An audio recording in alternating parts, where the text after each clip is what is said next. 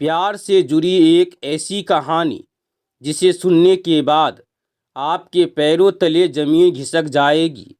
इस कहानी में सब कुछ है। प्यार है, इमोशन है, शादी है, फिर उसके बाद कत्ल है। यह कहानी है तहसील भिलाईगढ़ की, उसी गांव में रहने वाले दो प्रेमी जोड़े की, जिसमें दोनों प्रेमी जोड़े एक दूसरे को अपने जान से भी ज़्यादा प्रेम करते हैं। दोनों में इस कदर प्रेम होते हैं कि बाद में दोनों भागकर शादी कर लेते हैं। और बाद में ऐसा क्या होता है उन दोनों के बीच में कि प्रेमी ने अपनी प्रेमिका को जान से मार देता है। दोस्तों, पूरी कहानी को सुनने के लिए हमारे साथ वीडियो में लास्ट तक बने रहिए। और दोस्तों, वीडियो पसंद आए तो वीडियो को लाइक करना मत भूलिएगा। और यदि आप हमारे यूट्यूब चैनल पर पहली बार आए हैं तो चैनल को सब्सक्राइब करके बेल नोटिफिकेशन को ज़रूर दबा लें। शाम अब सुहानी हो चली थी। दिन भर का थका हुआ सूरज अब निढाल होकर पश्चिम दिशा में डूबने के लिए जा रहा था। उसकी यह रंगीन किरणें वातावरण में स्पष्ट फैली हुई नजर आ रही थी। तहसील भिलाईगढ़ के एक गांव के बाहर अमराई में दो युवा जोड़ी अपने प्रेम आलाप में मशगूल थे। अब आम के टहनियों के बीच बोर निकल आए थे। उसी टहनियों के बीच कंचे के बराबर आमियाँ हवा के झोंके से प्यार को झुमा दिया करती थी। कोयल की कू कू और आमियों की सुगंध से नंदिनी खगेश्वर के प्यार में बढ़ोतरी होता जा रहा था। नंदिनी खगेश्वर की बाहों से खुद को आज़ाद करती हुई हाँफ उठी थी। खुद को संभालते हुए और अपनी अनियंत्रित सांसों को काबू करती हुई फुसफुसाकर खगेश्वर प्रसाद से बोली, तोसू। खगेश्वर को वह प्यार से तोसू कहती थी। बहुत देर हो गई है, अब मुझे जाने दो। घर वालों को कहीं शक न हो जाए। तुम्हें पता नहीं कि मैं दिशा मैदान के बहाने बड़ी मुश्किल से निकल पाई हूँ।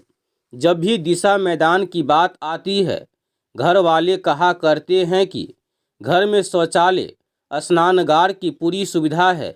इसके बावजूद भी तुम नहाने तालाब पट और दिशा मैदान के लिए बाहर जाती हो। ऐसा क्यों करती हो?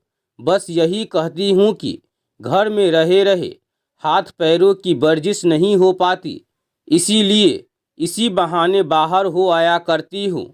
अब तुम बताओ कि हमेशा तो मैं ऐसा कर नहीं पाऊंगी। खगेश्वर उर्फ तोसू ने फिर से नंदिनी को अपनी बाहों में लेना चाहा, लेकिन नंदिनी खुद को बचाती हुई बोली, किसी रोज हम पकड़े जाएंगे। मुझे हमेशा अनजाना सा डर लगा रहता है। आखिर हम कब तक ऐसे ही लुक छिप कर मिला करेंगे? कुछ महीनों की बात है, मैंने कुछ रुपए इकट्ठे कर रखे हैं। कुछ रुपए और हो जाए तो यह लुक छिप कर मिलने वाली बात ही नहीं रहेगी। हम यहाँ से निकलकर कहीं भी जाएंगे तो सबसे पहले सिर ढकने को छत चाहिए। 2 से 4 महीने के खर्च के लिए रुपए भी चाहिए। इसके लिए मैं कोशिश कर रहा हूँ। रायपुर के जय हिंद चौक शीतला मंदिर के पीछे लोधीपारा में मैंने सभी सुविधाओं वाला एक घर देख रखा है। तोसू गंभीर होता हुआ बोला। नंदिनी जरा दुखी होते हुए अंदाज में बोली, महीनों से सुन रही हूँ, घर रुपए, घर रुपए। तुम मुझे यहाँ से ले चलो, दोनों इकट्ठे मिलकर कमाएंगे। 12वीं तक मैं भी तो पढ़ी हूँ। 12 से 15 हजार रुपये मैं खुद कमा सकती हूँ। 10 से 12 हजार तुम कमा लोगे। 20 से 25 हजार में दाल रोटी तो चल ही जाएगी। तोसू बोला, मेरा वादा है, अगले महीने की 25 तारीख को हम दोनों यहाँ से निकल चलेंगे। लेकिन मेरी शर्त है, मैं अपने वादे पर तभी अमल करूँगा जब तुम मुझे। कहते हुए तोसू ने निश्चिंत खड़ी नंदिनी के मुखरे को हथेलियों के बीच लेते हुए भरे भरे होठों का चुम्बन लिया। गहरा और चटक चुम्बन। अब मैं तुमसे 25 तारीख को ही मिलूंगी। नंदिनी अपने प्यारे प्रेमी खगेश्वर से बोलती है। 25 तारीख आने में अभी 1 महीना बाकी है मेरी जान, तब तक मैं कैसे रहूँगा। तोसू तुरंत उदास होते हुए बोला, ये तुम जानो, मैं चली, याद रखना 25 यानी 25। फिर नंदिनी वहाँ रुकी नहीं। तोसू पीछे से पुकारता रह गया, सुनो तो, सुनो नंदिनी। नंदिनी को रुकना नहीं था, वह वहाँ रुकी नहीं। इसके बाद नंदिनी ने किसी भी बहाने घर से निकलना बंद कर दिया। नंदिनी कोसरिया और खगेश्वर कोसरिया उर्फ तोसू छत्तीसगढ़ के जिला बलौदा बाजार के कस्बा भिलाईगढ़ के रहने वाले थे। दोनों ही एक दूसरे को दिलो जान से चाहते थे, लेकिन मुलाकात न हो पाने की वजह से तोसू अधजले परवाने की तरह छटपटाने लगा। नंदिनी भी अंदर ही अंदर छटपटाती रही, लेकिन तोसू से मिलना उचित नहीं समझा। ऐसा उसने इसलिए किया कि यदि वह तोसू से मिल लेती तो तोसू फिर से अपने वादे पर कायम नहीं रह पाता। प्यार में तड़प जरूरी थी। भले ही वह तोसू से मिलने के लिए मन ही मन व्याकुल हुए जा रही थी। नंदिनी से मुलाकात करने के लिए उसने बहुतेरे प्रयास किए, लेकिन असफल ही रहा। तोसू अपने घर के बरामदे में उदास बैठा हुआ था कि एक 10 से 12 साल की एक लड़की दौड़ती हुई आई और तोसू के हाथ में एक कागज थमा गई। उसी पैर लौटते हुए वह बोली, नंदिनी दीदी ने तुम्हें देने को कहा है। फिर वह अबोध लड़की वहाँ ठहरी नहीं, कुलाचे भरती हुई वहाँ से निकल गई। तोसू वापस लौटकर बरामदे में बैठा और वह तह किए हुए उस कागज की परतें खोली। उस खत में कुछ ही लाइनें लिखी थी। वह इस राइटिंग को बखूबी पहचानता था। वह उसकी प्रेमिका नंदिनी की थी। लिखा था, तोसू जान, जुदाई के ये पल आत्मा को लहू लहुआन कर रहे हैं। मुझे एहसास है कि इस पीड़ा से तुम भी घायल जरूर हो गए होंगे। 23 तारीख को वही मुलाकात होगी। उम्मीद है भविष्य में साथ रह सके। तैयारी तुम्हारी ओर से पूरी हो गई होगी। मैंने अभी से पैकिंग करनी शुरू कर दी है। बस मुझे तुम्हारे पैरों के निशान पर कदम बढ़ाना है। तुम्हारी नंदिनी। तोसू की आंखों में आंसू झिलमिला उठे। खत में उसे नंदिनी का चेहरा उभरता दिख रहा था। उसने कई बार खत को उस रात पढ़ा। नंदिनी के शब्दों पर उसने दीवानों की तरह चुंबन लगाए। 2 दिन बचे थे नंदिनी के दिए गए समय को आने में। 2 दिन उसने जैसे अंगारों पर लौटकर समय गुजारा। इस बीच उसे अपनी सेव करने का ख्याल भी नहीं आया। पहले से मुकर्रर मिलने की जगह पर तोसू पहुंचकर प्रेमिका का इंतजार करने लगा। उस और टकटकी लगाए हुए निहार रहा था जिस रास्ते से नंदिनी को वहां पहुंचना था। शाम को धुंधला काबिज हो चुका था। कोहरे ने भिलाईगढ़ कस्बे को अपने में समेटने का भरसक आभास वातावरण में व्याप्त था। तोसू बैठकर सोच रहा था कि यह शाम आखिरकार कितनी जल्दी खत्म हो जाए और जल्दी से जल्दी मेरी प्रेमिका यहाँ पर चली आए। उसने देखा कोहरे की धुंध को चीरती हुई कोई चली आ रही है। कद काठी और चलने के अंदाज ने उसे इस बात का एहसास हो गया था कि आने वाली उसकी जाने जिगर, जाने तमन्ना नंदिनी है। तोसू ने कोहरे में ही हाथ हिलाकर अपनी मौजूदगी का भान नंदिनी को करवाने का प्रयास किया। नंदिनी दूर से ही तोसू को पहचान चुकी थी। पहचानती भी क्यों नहीं, 7 महीने से दोनों प्रेम के झूले में जो झूल रहे थे।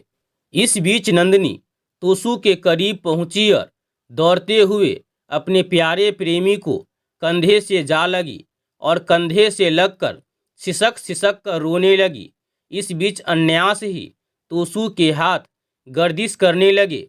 सुबकती हुई नंदिनी बोली, कैसे मैंने इतने दिन गुजारे तोसू, अब मैं तुमसे एक पल को अलग नहीं रहूंगी। तुम्हारी कसम तोस, जुदाई के पल कितने गहन और भयावह हुआ करते हैं। सोचने से ही कलेजा मुंह को आ जाता है। अपने से दूर करता हुआ भारी आवाज में तोसू बोला, मेरी भी स्थिति तुमसे अलग नहीं रही है। जुदाई के गम को किस तरह से बर्दाश्त करता रहा हूँ, दोनों वही एक पत्थर की सहारा लेकर बैठ गए। उन दोनों में भविष्य को लेकर बातचीत होने लगी। बातचीत में यह बात उन लोगों के बीच मुख्य रहे कि कब, कहाँ और कितने बजे मिलना है। उस दिन लुका छिपी का उनका यह मिलन आखिरी था। रात के चौथे पहर में नंदिनी घर छोड़कर निकल गई। इतनी सुबह आवागमन का साधन तो था नहीं। पहले से ही खगेश्वर ने अपने दोस्त से एक बाइक की व्यवस्था कर ली थी। बाइक पर सवार होकर वह भिलाईगढ़ से बलौदा बाजार पहुंचा। बाइक को वह कहाँ खड़ी करेगा, कहाँ रखेगा, बाइक की चाबी किसको सौंपेगा, यह सब उसने अपने दोस्त को पहले से ही बता दिया था। बलौदा बाजार से सुबह सुबह बस पकड़कर वे दोनों रायपुर पहुँचे।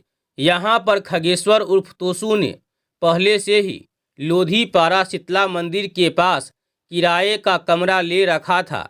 लिहाजा खगेश्वर को नंदिनी को यहाँ वहाँ लेकर भटकना नहीं पड़ा।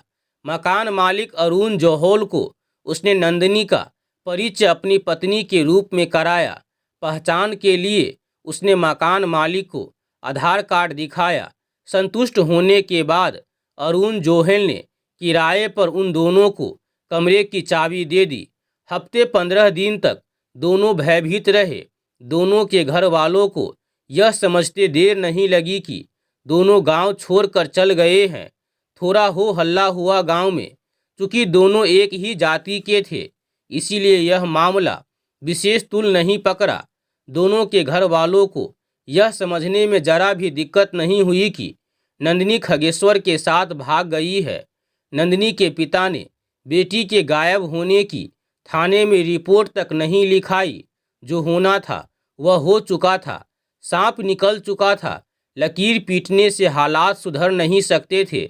लिहाजा दोनों पक्षों ने खामोशी से समझौता कर लिया था। इधर दूसरी ओर खगेश्वर कब तक घर में बैठा रहता। उसने एक कपड़े की दुकान में नौकरी कर ली। खगेश्वर जब काम पर चला जाता तब नंदिनी घर में अकेली बैठी बैठी बोर हो जाती। खगेश्वर से उसने एक बार कहा, तुम्हारे काम पर चले जाने के बाद घर में मैं अकेली बोर हो जाया करती हूँ। अगर तुम कहो तो मैं भी कहीं कुछ काम कर लूँ। इससे आमदनी तो बढ़ेगी, साथ ही मेरी बोरियत भी दूर हो जाएगी। पहले तो खगेश्वर ने उसे नौकरी के लिए मना किया, लेकिन नंदिनी के काफ़ी मनुहार और बोरियत का हवाला देने पर किसी तरह से वह राजी हो गया। इस दिशा में नंदिनी को बहुत ज़्यादा भटकना नहीं पड़ा। उसे सिक्योरिटी गार्ड की नौकरी मिल गई। आय का जरिया भी बढ़ गया और नंदिनी की बोरियत भी दूर हो गई। सब कुछ अच्छा अच्छा गुजरने लगा। दोनों को साथ रहते हुए 1 साल गुजरने को था। दोनों के घर वाले भी कभी कभी उनसे मिलने लोधीपारा आने जाने लगे थे। उनके घर वालों को यह देखकर संतोष मिलता था कि चलो दोनों कमा खा रहे हैं, सुखी है। दोनों के घर वालों को किसी तरह का किसी से कोई गिला शिकवा नहीं रह गया था। जब सब कुछ अच्छा गुजरने लगा तो एक नया ही फितूर नंदिनी के माथे पर काबिज होता चला गया। जब भी वह टीवी पर शादी से संबंधित रस्मों रिवाज होते हुए देखती तो उसे खुद से मलाल होने लगता था। अक्सर वह खगेश्वर उर्फ तोसू से इस बात का जिक्र कर बैठती कि काश हमारी भी ऐसी ही धूम धड़ाके से शादी हुई होती। तुम बारात लेकर आते, मंडप सजा होता, सहेलियों के बीच मैं छिपी होती। एक रस्म तुम्हें मालूम है, जिस पतल पर वधू खाना खाती है उसी पतल को लपेटकर छिपकर उससे वर को मारती भी है। जब होना था तब तो हुआ नहीं, और अब लाख चाहने के बावजूद यह संभव नहीं है। ऐसी बातें सोचकर क्यों अपना दिल दुखाती हो और मेरा मूड भी खराब करती हो, खगेश्वर ने समझाया। दोनों के बीच और कई तरह के मुद्दों को लेकर अक्सर तकरार होने लगती थी। मोहल्ले के लोग समझा बुझाकर दोनों को शांत करा दिया करते थे। अक्सर उन दोनों में इन्हीं बातों को लेकर जब तब कलह हो जाती थी। एक रोज खगेश्वर अपने दोस्त की शादी में गया हुआ था। अपने मोबाइल पर उसने शादी के रस्मों रिवाज को शूट किया हुआ था। शूट किए हुए मोबाइल की वीडियो उसने नंदिनी को दिखाई तो उसके सोए हुए अरमान फिर से जाग उठे। उसी मुद्दे को लेकर वह तकरार करने लगी। उसने उलाहना देते हुए खगेश्वर से कहा, लोग अपनी मासूका के लिए चांद सितारे तोड़ लाने का मादा रखते हैं और तुम हो कि मेरी एक इच्छा भी पूरी नहीं कर सकते। सुनो, मैं आसमां को बाहों में समेटने को नहीं कह रही हूँ, सिर्फ इतना चाहती हूँ कि हम दोनों एक बार रस्मों रिवाजों के मुताबिक शादी कर लेते, अच्छी सी पार्टी देते, ढेर सारे मेहमान आते, कितना अच्छा लगता। तोसू दिन भर का थका हारा आया था। इस वक्त दोनों खाना खाकर बेड पर लेटे हुए बातें कर रहे थे। यार, तुम समझती नहीं हो, अब न तुम मासूका रह गई हो और न मैं आशिक। हम दोनों का रिश्ता पति पत्नी का हो चुका है। वक्त गुजर गया। इन सब बातों के लिए कैसी बातें कर रहे हो? कौन सा हम लोग बूढ़े हो गए हैं या हमारे 4 से 6 बच्चे हो गए हैं? सच्ची कह रही हूँ दोस्त, मेरी यह इच्छा पूरी कर दो। वह मनुहार से बोली, 2 ही साल हुए हैं हमें पति पत्नी बने हुए। यार, मेरा मूड खराब मत किया करो। मैं कहाँ खराब कर रही हूँ? पैसों को लेकर तुम चिंता मत करो, मेरे पास पैसे हैं, बस तुम हाँ कर दो। माहौल तलख होता चला गया। तू मैं पर दोनों उतर आए। दोनों के बीच तकरार इतनी बढ़ गई कि हालात बेकाबू होते चले गए। बात 2 मार्च 2022 की है। जिले के थाना पंडरी के थाना प्रभारी उमाशंकर राठौड़ के पास एक युवक बदहवास सा तेजी के साथ थाने में आया। ड्यूटी पर तैनात पुलिसकर्मियों ने उस युवक को रोकना चाहा, लेकिन वह रुका नहीं। युवक सीधे थाना प्रभारी उमाशंकर राठौड़ के सामने जाकर बोला, साहब, मेरा नाम खगेश्वर कोसरिया है। मैंने अपनी पत्नी नंदिनी को मार डाला। मैं बीवी का हत्यारा हूँ। उसकी लाश कमरे में पड़ी है। उसकी बात सुनकर थाना प्रभारी चौंक गए। उन्होंने उससे पूरी बात विस्तार से बताने को कहा। इसके बाद खगेश्वर उर्फ तोसू सब कुछ सिलसिलेवार बताता चला गया। पूरी बात सुनने के बाद राठौड़ ने यह बात एसपी प्रशांत अग्रवाल, एएसपी तारकेश्वर पटेल को भी बता दी। इसके निर्देश पर खगेश्वर को गिरफ्तार कर लिया गया। इसके बाद पुलिस खगेश्वर को साथ लेकर उसके कमरे पर पहुंची तो वहां नंदिनी की लाश पड़ी थी। खगेश्वर ने बताया कि उसने नंदिनी का गला घोटा था। सामाजिक रीति रिवाज से शादी करने को लेकर उसने उसका जीना हराम कर दिया था, इसीलिए गुस्से में उसे मार डाला। पुलिस ने मौके की कार्रवाई कर लाश पोस्टमार्टम के लिए भेज दी और खगेश्वर उर्फ तोसू से पूछताछ के बाद उसे हत्या के आरोप में 2 मार्च 2022 को गिरफ्तार कर कोर्ट में पेश किया, जहां से उसे जेल में भेज दिया गया। तो दोस्तों, आज की यह नंदिनी और खगेश्वर की प्यार की यह कहानी कैसी लगी? यदि आपको इस कहानी से जुड़ी कोई भी सलाह सुझाव देना हो तो हमें कमेंट में ज़रूर बताएं। और जी हाँ दोस्तों, अभी तक आप हमारे YouTube फैमिली से नहीं जुड़े हैं तो, और यदि आप हमारे YouTube चैनल पर पहली बार आए हैं तो चैनल को सब्सक्राइब जरूर कर ले।